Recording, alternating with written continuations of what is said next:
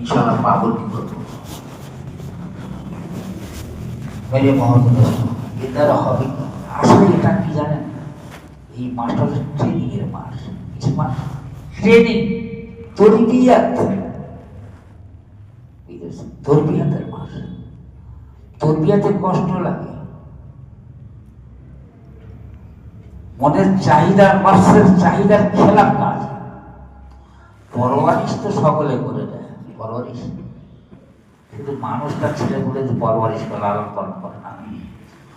জন্তু জানোয়ার, চিড়িয়া, পাখি, কুকুর, এটা এটা তার নফসানি চাহাত। এটা তো পরওয়ারিশ করা, এটা বড় কথা না। বড় কথা হলো এইটা তরবিয়াত, তাকে ভালো শিক্ষা দেওয়া। এই রমজান মোবারক এসেছে, বাচ্চাদের তরবিয়াত হলে এই ঠিক আছে, তুমি বসে মাসওয়ারা করা হবে যে মাস এটা সকলের যাবে। বাচ্চারা কি করে করবে? তাদের 4 ঘন্টা রোজা রাখবে। যেটা শরীয়তের ব্যাপার, আমাদের বোঝানোর দিনে করতেই বেটা 2 ঘন্টা রোজা রাখে, সে তো 2 ঘন্টা না খেয়ে থাকতে পারে। তো পাঁচি গাছি পানি খাবে, 4 ঘন্টা রোজা রাখো, তাকে বুঝিয়ে দেন পানি পানি খেতাম, পানি খাও। বাচ্চাগুলো এইরকম একটা নুরানিয়াত বিরাজিত হবে। এই মহতরম দোস্ত, তবেই তো রমজান মোবারকের শান সহকার বাড়বে, আর আমি তার পুরোপুরি ফায়দা ওঠাতে পারব। এই জন্য বলছো তো আমরা তো 5 ওয়াক্ত নামাজ তো পড়বই, তার সাথে তার আগেও আল্লাহর তরফ থেকে আর জিকির আজকার, আর সব থেকে বড় জিনিস কি জানেন? দোয়া। সারা জীবনটা কেটে কেটে বেড়াচ্ছি, না জানো কোথায় কোথায় গিয়ে মাথা ঠুকতেছি নিজের জীবনটা পরিবর্তন করার জন্য, নিজের মাসি। মনে রাখবে, এটা দুনিয়া চাওয়াও ইবাদত। যদি আমি আমার সংসারের স্বাচ্ছলতার জন্য আমি কিছু চাই আল্লাহর কাছে, ফরজ আদায় করার জন্য, মেরে দোস্ত, তো ইউ ভি ইবাদত।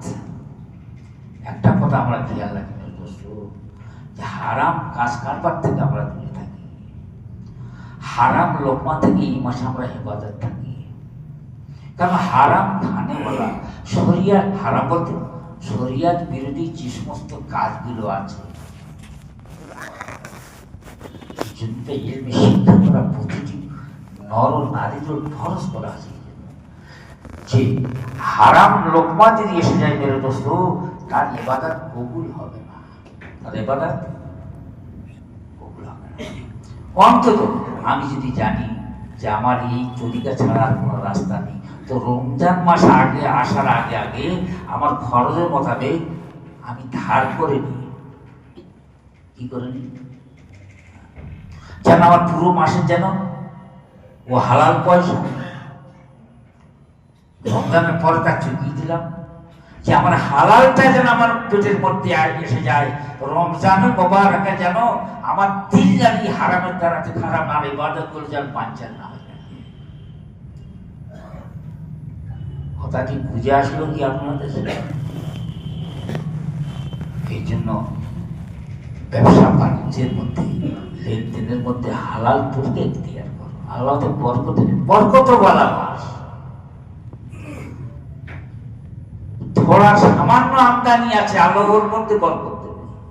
আপনি চান আর না চান চিন্তা করে দেখুন যে আল্লাহ কিরকম ইন্তজাম করে দেয় এই রমজান মোবারকে। সারা মাসটা কিরকম আল্লাহ তাআলা বরকত দান করে, চিন্তা করুন কোথেকে এসে যাচ্ছে। তো তৈয়ারি হচ্ছে আসল জিনিস ভাই। ঘরে বিয়ে আছে, কেউ মানে লোক আসবে, তো তার জন্য একটা তৈয়ারি করা হয় আগে থেকে। তো যদি তৈয়ারি না করি, আমার 1 তারিখে মেয়ের বিয়ে, তাদের তৈয়ারি, তার জন্য পাচান ফাচান বাঁধা, এগুলো আগে থেকে করতে হয়। তারা কি আজ কিছু না করি, এই জন্য রমজানের তৈয়ারি সব থেকে বড় কথা হলো এই যে আমরা সময়টা অপচয় না করি, কেনাকাটা এখন করে নিই। যে 26 আর 27 যে রাতগুলো আল্লাহর কাছে বড় পেয়ারা, এই শয়তান আমাদের ওই দিকে লাগিয়ে দেয়, জান্নাতি হবে তো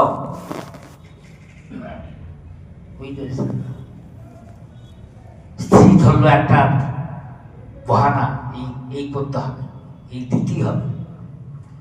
এই জন্য আপনাদের কাছে হলো এই যে কেনাকাটা গুলো যা কিছু লেবাস টেবাস কাপড় এসব রমজান শরীফের আগে আগে কিনে নেন, দামও কম পাবেন, সেই সময় কিনবেন, সময় অপচয় হবে, যার উপরে আল্লাহ তাআলা মাগফিরাতের ফায়সালা করে সে হাত থেকে চলে যাবে।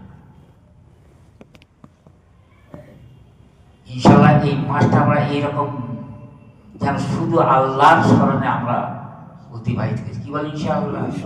এটা হলো রমজান তৈয়ারির মাস, সাবান মাস।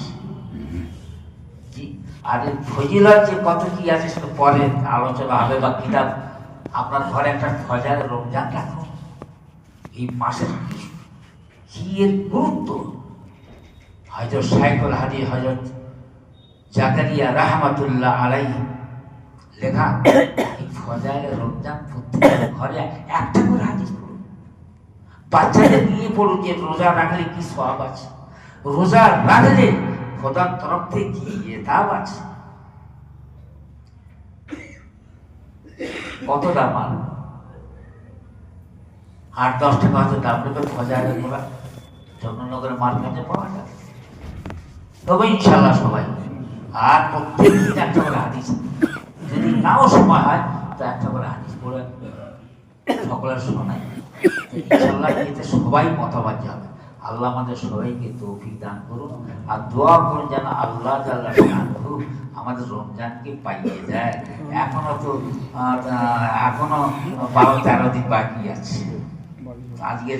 আজকের আপনার শ্রাবণ মাসের আজকে 17 জি, আর এই 29 মাস, এই কটা দিন আছে। তা এখন তো সব তৈরি করবি ইনশাআল্লাহ।